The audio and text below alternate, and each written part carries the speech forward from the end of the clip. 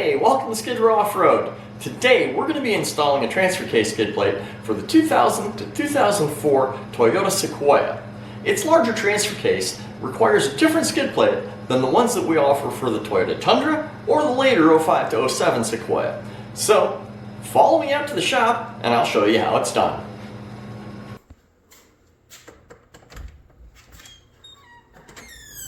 When you first get your transfer case skid plate out of the box, you're going to find it partially assembled in shipping mode. You'll need a 1/2 inch wrench and a 9/16 wrench to get it apart so that you can put it back together correctly to install it.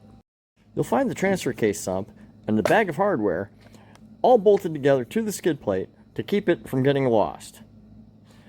Also, at one end or the other, in this case, down at this end, you'll find the two spacers that are needed for between the skid plate and the frame. The hardware that holds them to the skid plate you won't be using. You can save it for something else.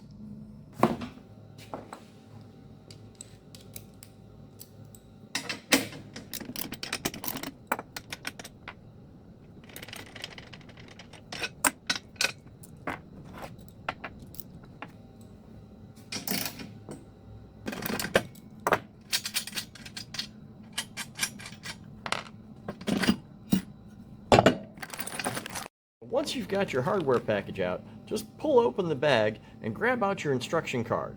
You'll see the part number of the item that you've purchased right there at the top, and on the other side there's a QR code that you can scan to get right to the page on our website that has the instructions you need. Just look up that part number and you'll find it, or go to the product page. It's there too.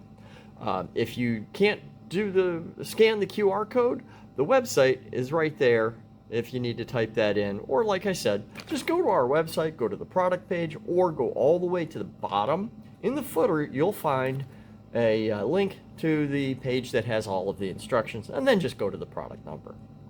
Now, your first step in installing your new skid plate is to remove your old skid plate.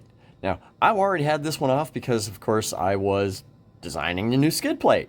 So, it'll be a little more difficult for you because, I can just do this and it comes off. You're going to have to remove the bolts. To make the job of assembling the skid plate a little bit easier, I grabbed a little piece of 2x4 to slip underneath it to help give me some room. Place it under the skid plate. Then take the sump. You want to lay it in from the top. And then you can go ahead and put one of the bolts in. Always goes flat washer, lock washer, nut.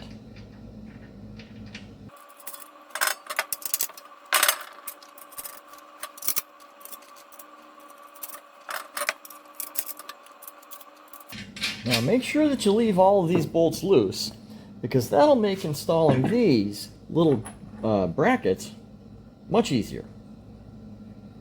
Go ahead and slide that in there. There you go. And again, you're going to use flat washer, lock washer, and the nut. And then finally, one with a hole in it goes to the middle of the vehicle.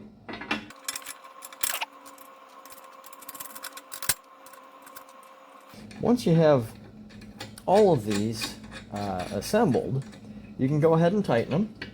It's a 1/2 inch socket, and you can tighten them all up. It doesn't matter the order, just give them good and tight.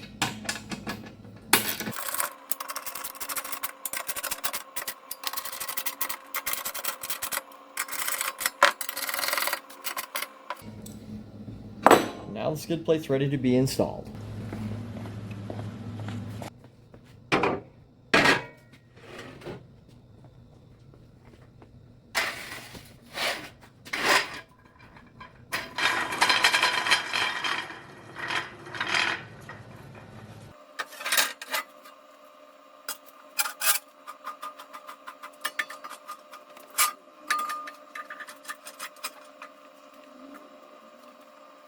I've got the skid plate in position roughly, and I'll go ahead and put the bolts that go through the cross member to hold it in position, I'll get the jack up so that the sides are tight up against the frame, and then we can drill for the self-tapping bolts that then get installed. Once you have the skid plate in position, roughly in position, you can put this 3-inch carriage bolt up through this large opening here, and then there's another opening already at the top of the transmission cross member, and just put it right through there. Put the large flat washer there. That bridges the hole that's already there. Put the lock washer on, and then get the 3/8 hex nut started. And that's actually probably the most difficult part. It's a little difficult to reach in there, but get that started to hold the skid plate in position, and there you go. It's helpful when you're installing the transfer case skid to install it evenly from one side to the other. I mean, it's not critical, but it is helpful, makes for a neater installation, etc. So in one way to do that, you can use a combination square or a tape measure. I like using a combination square, and I just set it for about 1 inch and then position it right there, and then I can pull the skid plate into position. I can tighten up the nut up top here and end up with a nice even installation across the cross member. At this point, you can install the 2 spacers that we've provided that are simply used to provide a flat surface at the bottom of the frame. Now, I usually use a tapered punch like this to line up a round hole in one part with a round hole in another to make it easier to put a bolt in. In this case, I use this tool to line up the round hole in the spacer block with the square hole in the skid plate to make it easier to drill. Actually, to make it easier to mark the center where we're going to drill. And to get that center marked, we're going to use this transfer punch. And you can see here how it has that nice sharp point in the middle. And the outer diameter is the same as the size of the hole in the spacer block. So we'll get it nice and centered and get a good, nicely centered hole to run our self-tapping bolts through. Now, you don't have to have a set like this, but they're inexpensive. You can get them at Harbor Freight. I've had this set forever. I don't know how much it cost me, but it's not a top quality set by any means. But if you don't have one and you just want to get the job done, you can use a regular center punch like this one. Just eyeball it your best you can and whack it with a hammer. You should be good.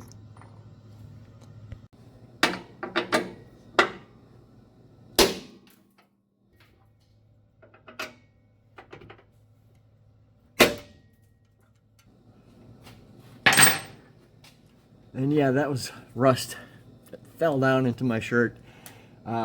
This is a crusty Sequoia, and it's one of the reasons to wear glasses while I'm under it.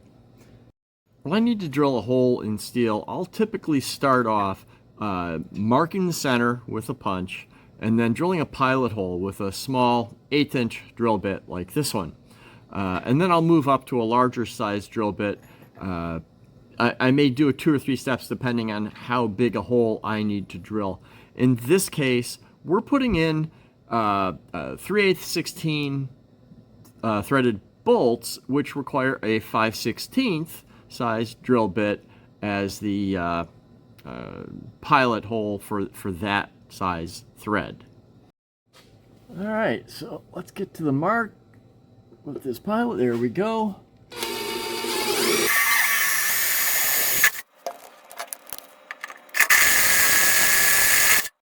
Now, I do recommend putting some lubricant on the bolt threads to help with the cutting of the threads into the chassis.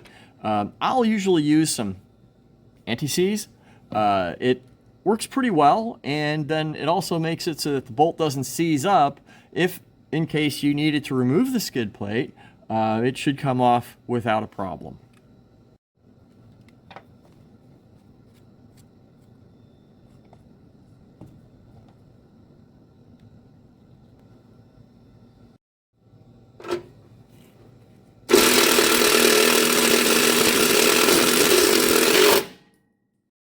Once you've got the holes drilled and tapped and those 4 self-tapping bolts installed, you can go ahead and tighten the bolts up at the front on the transmission cross member.